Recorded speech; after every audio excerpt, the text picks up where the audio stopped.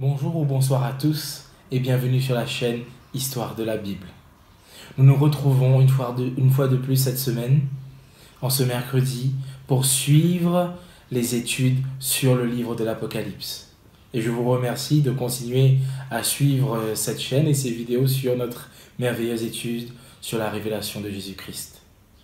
Dans les deux dernières vidéos, nous avons étudié et commencé à étudier les lettres envoyées aux 7 églises de l'Apocalypse. Nous avons vu celle d'Éphèse, de Smyrne, et aujourd'hui, nous nous attaquons à la lettre envoyée à l'église de Pergame. La ville de Pergame est la plus importante localité de la Mysie, province au nord-ouest de l'Asie mineure. Pergame est située sur une rivière à 25 km de la mer Égée, au nord d'Éphèse. Il est utile de noter que les 7 villes de l'Apocalypse ne sont pas éloignées les unes des autres. C'est grâce à Alexandre le Grand que cette ville fut enrichie. Vers 130 avant Jésus-Christ, Pergame devient romaine et capitale même de cette province. Elle a possédé des bâtiments prestigieux en l'honneur de l'empereur Auguste. Aujourd'hui, on peut encore admirer à Pergame des ruines bien conservées. Le mot parchemin en grec, pergamé, tire son nom directement de Pergame. Dans cette région, on avait découvert un support à l'écriture différent du papyrus, ce qui permettait à cette ville d'être dans ce domaine indépendant de l'Égypte. Cette grande ville était un grand centre d'adoration païen et il y avait un abondant mélange de différents cultes. Une fois de plus, l'apôtre Jean va utiliser le même schéma de rédaction. Il va commencer par l'attribut de Jésus-Christ, comment Jésus-Christ va se présenter, les qualités de l'église de Pergame, les défauts de cette église. En effet, des gens dans cette église maintiennent la doctrine de Balaam et celle des Nicolaïtes. Mais en ce qui nous concerne, serions-nous à l'abri de tout mélange? Ne sommes-nous pas comme à Pergame? Ne trouverions-nous pas des éléments de foi indésirables? Aujourd'hui, le mal est banalisé et s'étale souvent au grand jour. Liberté sexuelle, concubinage, etc. sont encouragés plutôt que freinés. La vie de nos églises ne serait aucunement influencée par ces péchés. Encore plus subtil, des courants d'influence du nouvel âge. Vous possédez en vous de grandes potentialités. Cherchez en vous, découvrez-les, allez au fond de vous-même, réalisez-vous, etc., etc. Est-ce compatible avec la Bible? Non, car Jacques 1 au verset 17 dit « Toute grâce excellente et tout don parfait descendant d'en haut du Père des Lumières, chez lequel il n'y a ni changement ni ombre de variation. » Enfin, Jésus propose un remède à cette Église. Et nous finirons par cette promesse qui est dite au vainqueur. C'est encore avec humilité que j'apporte ma contribution à cette révélation dans cet épisode.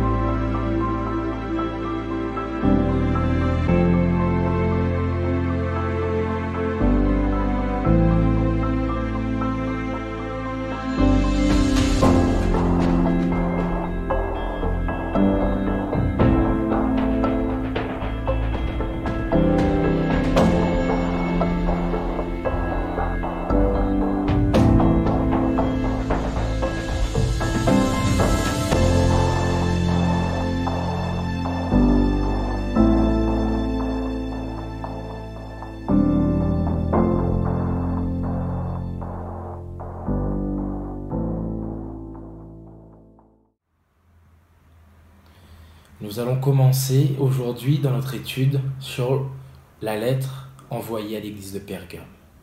Je vous invite à lire avec moi Apocalypse chapitre 2, le verset 12. Écrit à l'ange de l'église de Pergame, voici ce que dit celui qui a l'épée aiguë à deux tranchants. Voilà que nous continuons ces études et nous voyons que le cours de l'histoire de l'Église, représenté par ces 7 églises qui étaient des églises historiques en Asie mineure, continue lui aussi. Avec Pergame, nous arrivons dans cette époque et nous changeons d'époque en passant de l'Antiquité au Moyen-Âge. Et dans cette époque, il y aura perturbation de l'Église. C'est une époque qui va perturber l'Église de Dieu. Ou plutôt, c'est une époque où l'Église va se laisser perturber. Auprès de Pergame, Jésus va se présenter comme étant celui qui a l'épée aiguë, à deux tranchants. Et que cette épée est dans sa bouche. Nous l'avons vu dans une des vidéos qui avait présenté Jésus avec différents attributs. Et nous avons vu que cette présentation fait référence à la parole de Dieu. En Hébreux 4 au verset 12, qui nous dit que cette parole est plus tranchante qu'une épée quelconque à deux tranchants, pénétrante jusqu'à partager âme et esprit, jointure et moelle. Elle juge les sentiments et les pensées du cœur. Jésus vient se présenter à Pergame comme étant celui qui juge, comme étant celui qui a ce pouvoir de juger. Et en effet, du fait de son histoire, Pergame était cette église, comme je l'ai dit en introduction, qui était capitale administrative de cette province romaine, où Rome avait ce pouvoir, et Jésus, dans cette histoire, vient montrer à Pergame que c'est lui qui a le pouvoir de juger, et que c'est lui qui a le pouvoir et la suprématie sur son église et sur le monde entier. Mais deuxièmement, il est intéressant de voir aussi maintenant dans l'église mondiale de Dieu, pourquoi Jésus se présente ainsi. En effet, comme je vous l'avais présenté dans la lettre à Smyrne, qui a connu différentes souffrances, ces souffrances vont s'arrêter au moment où l'empereur Constantin arrive au pouvoir. Et cet empereur romain qui va devenir chrétien, qui va se convertir, va donner du pouvoir à l'Église, va lui redonner des droits et va lui donner du pouvoir en plus, ce qui va faire de l'Église un pouvoir au-dessus de l'État lui-même, ce qui va faire une religion d'État. La chrétienté deviendra une religion d'État. Et c'est dans ce même contexte que Constantin, qui se convertit et qui va donner tous ses droits à l'Église, va lancer la plus grande supercherie au monde. Il va changer le jour d'adoration des chrétiens et déclarer que celui-ci va être le jour d'adoration où les Romains adoraient le soleil. Le sabbat, jour de repos, allait être changé pour le premier jour de la semaine, le dimanche. Le 7e jour de la semaine passé au premier jour de la semaine. Il nous suffit de voir dans des dictionnaires. Je vous cite une référence, le dictionnaire de l'Académie française de 1878. D'autres preuves nous est donnée. Le sabbat correspond au samedi dans la religion juive. Deuxième preuve, le sabbat en espagnol se dit sabado. Et nous voyons directement les similitudes entre sabado et sabbat. Et pour en donner encore une autre, en portugais, le lundi se dit segunda-feira, c'est-à-dire deuxième jour de la semaine. Donc deuxième jour qui vient après le premier jour qui est le dimanche. Donc cette supercherie vient. En plus de ces preuves linguistiques du jour du sabbat et du fait que les chrétiens savent que Jésus est ressuscité un dimanche. Et les évangiles nous disent bien le premier jour de la semaine. Et de nombreux hommes d'église savent cela et le disent. J'aimerais avec vous lire certains hommes d'église, et je vous mettrai ces références, qui nous donnent aussi ces éclaircissements. Donc, premièrement, de l'église catholique elle-même, l'église catholique romaine. J'ai offert à maintes reprises la somme de 1 000 $ à toute personne qui pourrait me prouver, à partir de la Bible, que je dois sanctifier le dimanche. Il n'existe aucune loi de la sorte dans la Bible. C'est une loi de la seule Église catholique. La Bible dit « Souviens-toi du jour du repos pour le sanctifier ». L'Église catholique dit « Non, par mon pouvoir divin, j'abolis le jour du sabbat et je vous ordonne de sanctifier le premier jour de la semaine. » Et voilà, tout le monde civilisé se plie avec révérence pour obéir à ce commandement de la Sainte Église catholique. Un autre écrivain, un cardinal du nom de James Gibbons, en 1893, dit « L'Église catholique, en vertu de sa mission divine, a changé le jour du samedi au dimanche. » Les luthériens même, d'où viennent Martin Luther, qui est l'un des grands réformateurs, un des premiers qui va lancer ce courant protestant. Voilà ce que vont nous dire cette branche luthérienne, un des pratiquants et un des archevêques. Nous avons effectué le changement du 7e jour au premier jour, du sabbat au dimanche, sur la seule autorité de l'Église catholique. Donc nous voyons là un protestant, évêque, Sémoun, de l'Église luthérienne, donc protestant, qui admet qu'il n'y a aucun passage dans la Bible qui nous montre que on doit adorer le Seigneur le premier jour de la semaine, soit le dimanche. Et qui reconnaît là qu'il y a eu changement qui a été opéré par Constantin lors du concile de Laodicée. Mais cela, je vous laisserai voir par vous-même, concile de Laodicée, le 29e point.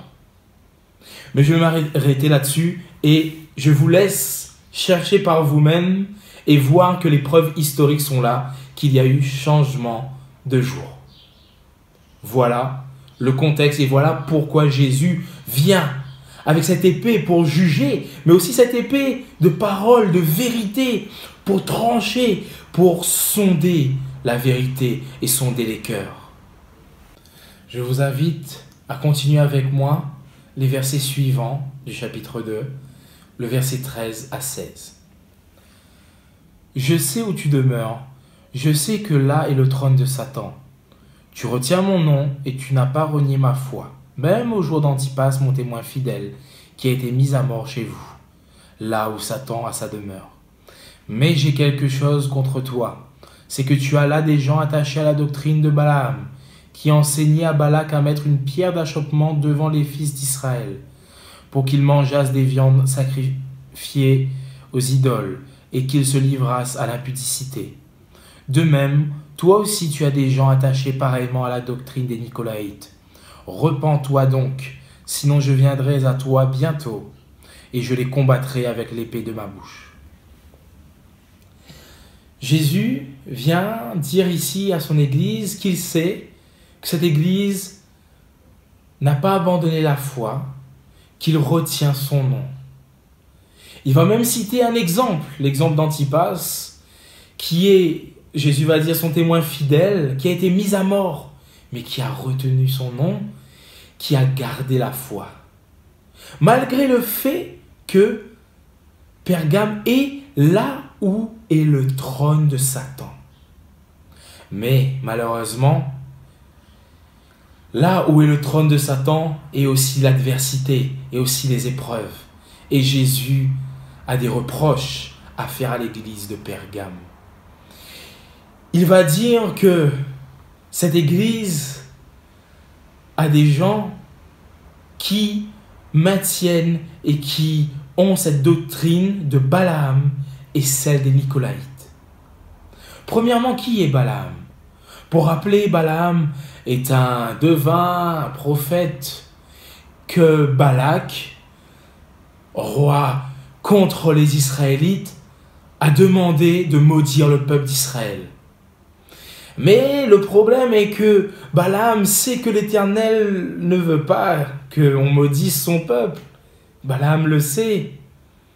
Et sur le chemin pour aller maudire le peuple d'Israël et d'aller voir Balak, il y a même cette histoire avec l'âne de Balaam. On sait que cet âne va être freiné par un ange et il y aura discussion entre l'âne même et Balaam. Balaam va frapper son âne pour que l'âne continue, etc. Arrivé devant Balak, Balaam, saisi par l'Esprit de Dieu, ne va pas maudire le peuple d'Israël, mais va le bénir en 3 fois. Alors Balak va être saisi par la colère. Mais malheureusement, ce Balaam, malgré avoir été saisi par l'Éternel et a béni le peuple d'Israël, va quand même essayer de mettre, comme le texte le dit, une pierre d'achoppement devant les enfants d'Israël pour Balak. Et nous le voyons dans Nombre 25, vous pouvez lire cette histoire. Il va susciter et va entraîner les filles de Moab à aller voir les enfants d'Israël. Et en faisant cela, les enfants d'Israël vont se livrer à l'impudicité, au culte d'idoles, et vont commencer à faire n'importe quoi, vont commencer à aller à l'encontre des enseignements de l'Éternel. Nous pouvons voir comment cela va se terminer dans Nombre 25, mais là n'est pas l'objet de notre étude. On a là des personnes qui, comme cette époque, gardent les enseignements de Balaam.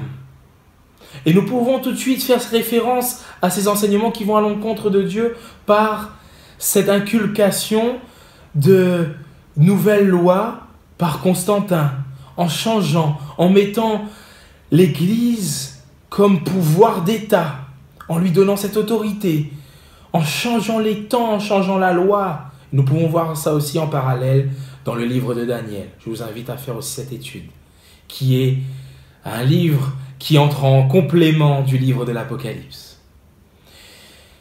Avec Balaam et avec cette doctrine, Jésus dit aussi qu'il y a des gens qui sont aussi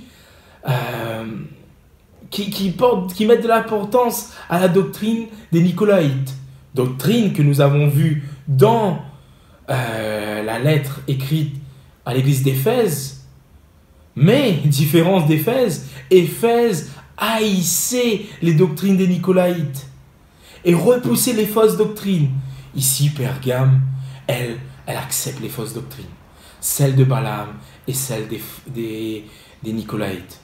Bien sûr, il n'y a pas tous les adorateurs de Dieu qui sont dans cette période de l'église de Pergame qui vont accepter ces doctrines. Mais on a cette grande majorité qui se laisse perturber et qui va enclencher le changement de loi de Dieu et qui va enclencher ce changement et cet endoctrinement de l'église de Dieu qui ne va pas garder ses préceptes. Mais nous allons voir ça plus tard. Ici, face à cette église où Satan règne maintenant avec toutes ces fausses doctrines, Jésus a un conseil pour Pergame. La repentance, de se repentir. Et la sanction est donnée juste après cette repentance, juste après ces quelques mots, comme étant un avertissement et une vigilance sur le fait que cette repentance doit venir vite et que le moment est court. Jésus va dire que s'il ne se repent pas, il va venir bientôt. Et croyez-moi, ce Jésus qui vient avec cette épée et qui vient bientôt dans ce cadre-là, face à cette sanction, n'est pas ce Jésus qui dit qu'il vient bientôt pour accueillir ses enfants, mais pour juger, car il a l'épée avec lui. Et il dit qu'il va combattre avec l'épée ceux qui ont les fausses doctrines, c'est-à-dire les doctrines de la doctrine de Balaam et celle des Nicolaïtes. Mais toute l'église de Pergame ne peut pas se désolidariser de ceux qui ont ces doctrines. Car si cette doctrine entre, c'est parce qu'il y a un relâchement. C'est parce que l'église n'est pas là pour combattre. Donc, Dieu invite son église à combattre les fausses doctrines comme Éphèse a fait. Et peut-être même, oui, il y aura peut-être une période de souffrance comme Smyrne, mais de ne pas laisser les fausses doctrines entrer dans son église, car il viendra pour combattre avec l'épée de la justice. Je vous invite à lire avec moi le dernier verset de cette lettre, le verset 17 du chapitre 2. Que celui qui a des oreilles entende ce que l'Esprit dit aux églises. À celui qui vaincra, je donnerai de la manne cachée, et je lui donnerai un caillou blanc. Et sur ce caillou est écrit un nom nouveau, que personne ne connaît, si ce n'est celui qui le reçoit. Voilà que après ce chaos, cette déchéance, et ce conseil de Jésus de se repentir, Jésus donne cette merveilleuse promesse par l'Esprit pour celui qui vaincra. Et il y a plusieurs choses qui sont proposées. Premièrement, la manne cachée. Qu'est-ce que la manne cachée? Cela nous fait penser à cette manne qui descendait du ciel du temps du peuple d'Israël dans le désert avec Moïse. Mais cela devrait nous faire penser à ce texte de Jean 6, les versets 30 à 35. Où on voit que le public qui entoure Jésus et qui l'écoute sont incrédules et le demandent de faire descendre de la manne comme dans le temps de Moïse. Et Jésus va faire comprendre que comme Dieu a fait descendre cette manne, Jésus est descendu et qu'il est le pain de vie. Jésus, en plus de cela, est né lui-même, ce pain de vie, est né dans la maison du pain, en hébreu, Bethléem. Donc Jésus propose de se donner ce pain de vie, cette manne cachée, c'est lui. Deuxièmement, Jésus donne un caillou blanc. Et ceci doit nous faire penser, avec l'époque, le caillou blanc signifiait la justification d'un condamné, l'acquittement d'un condamné devant un tribunal. Le caillou blanc pour l'acquittement, le caillou noir pour la condamnation. Et Jésus qui vient avec cette épée de jugement dit que celui qui vaincra sera justifié, car c'est lui qui donnera le caillou blanc qui permettra l'acquittement de ce dernier. Et enfin, sur ce caillou blanc est écrit un nom nouveau, que personne ne connaît si ce n'est celui qui le reçoit. Dans l'Apocalypse, le seul nom nouveau qu'il y a, c'est le nom de Jésus.